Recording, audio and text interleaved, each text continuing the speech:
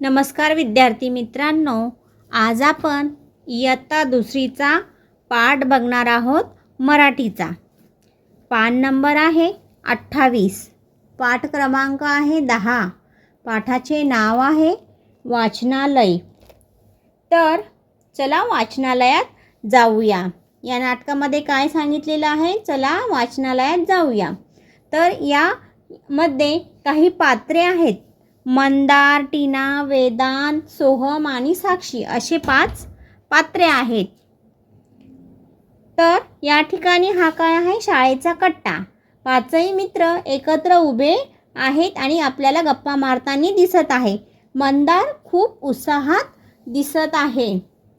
मंदार हात उंचावतो आणि उत्साहाने म्हणतो, मित्रांनो चला मित्रांनो, आज आपल्याला एका खास कार्यक्रमाला जायचं आहे। टीना कुतूहलाने विचारते, अरे मंदार, कसला कार्यक्रम? कशाचं उद्घाटन आहे आज?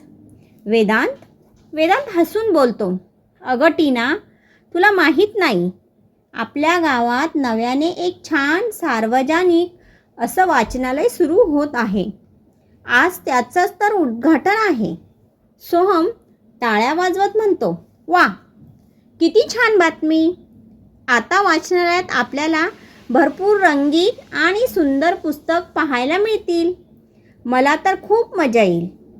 साक्षी सोहमला हसून बोलते, आणि सोहम, फक्त पुस्तक बघायची नाहीत हं, आपल्याला ती पुस्तक वाचायलाही मिळणार आहेत। मंदार गंभीर होऊन म्हणतो, हो साक्षी, अगदी बरोबर बोलली। आपण जसा खेळायला वेळ देतो तसाच वाचायलाही वेळ द्यायला हवा ना। सोहम म्हणतो, हो मंदार, तू म्हणतोस ते अगदी खरं आहे। मंदार म्हणतो, तर मग ठरलं, आजपासून आपण दररोज नियमित वाचनालयात जायचं। तिथे जाऊन गाणी, गोष्टी, खूप छान छान पुस्तकं वाचायची। त्यानंतर सर्व मुलं एकत्र येतात आणि एका स्वरात जोरात ओरडतात, पुस्तके वाचून मिळते ज्ञान, अनुभव हाच गुरु महान। काय म्हणतात एकत्र येऊन? पुस्तके वाचून मिळते ज्ञान, अनुभव हाच गुरु महान। आणि मग नंतर सगळे मित्र हसत खेळत वाचनालयाच्या दिशेने जायला निघतात। आता आपण हा पाठ रीडिंग करणार आहोत, वाचन करणार आहोत। पाठाचं नाव आहे वाचनालय। मंदार, अरे चला मित्रांनो, आज आपल्याला उद्घाटन कार्यक्रमाला जायचं आहे। टीना म्हणते, अरे कसलं उद्घाटन कार्यक्रम?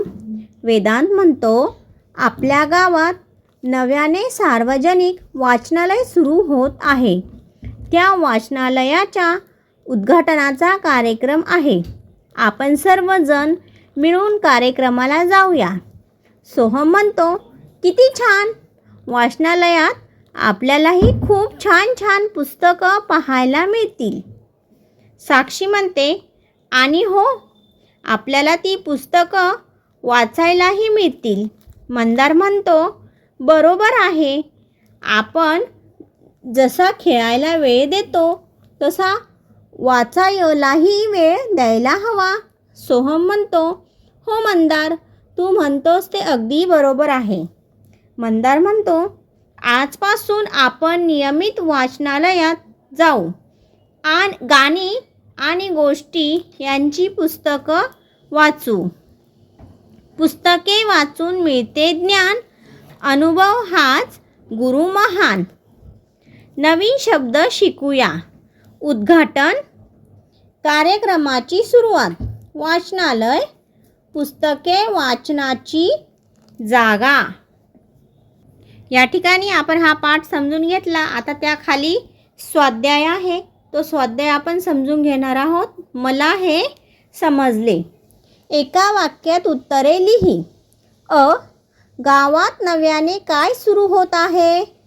उत्तर, गावात नव्याने वाचनालय सुरू होत आहे. आ. पाठात आलेल्या पात्रांची नावे लिहा. उत्तर: मंदार, टीना, वेदांत, सोहम, साक्षी हे या पाठात आलेल्या पात्रांची नावे आहे. विचार कर व सांग. तुला कोणती पुस्तके वाचायला आवडतात का ते सांग. आता या प्रश्नाचं उत्तर तुम्हाला स्वतःला लिहायचं आहे. आता मी तुम्हाला सांगते. मला गोष्टीची आणि चित्रांची पुस्तके वाचायला आवडतात कारण त्यातून छान छान कथा समजतात आणि खूप मजा येते. लिहिते होऊया. प्रश्न क्रमांक 1. कंसातील शब्द वापरून संवाद पूर्ण कर. कंसामध्ये दिले आहे टोपी, घेतली, खेळायला, ऊन. आता मी आन्सर लिहून दिलेलं आहे. डायरेक्ट वाचते. आई, खूप ऊन आहे. नंदिनी. नंदिनी म्हणते, अगं मला खेळायला जायचं आहे. आई म्हणते, अगं टोपी घेऊन जा. नंदिनी म्हणते, हो आई, मी टोपी घेतली. पुढे खेळूया शब्दांशी. रिकाम्या जागी कंसातील योग्य शब्द लिही. कंसामध्ये दिले आहे ती, तो, ते, आम्ही, आपण. अ. टिंब टिंब खेळ खेळतो. तो खेळ खेळतो. आ. टिंब टिंब गाणे गाते.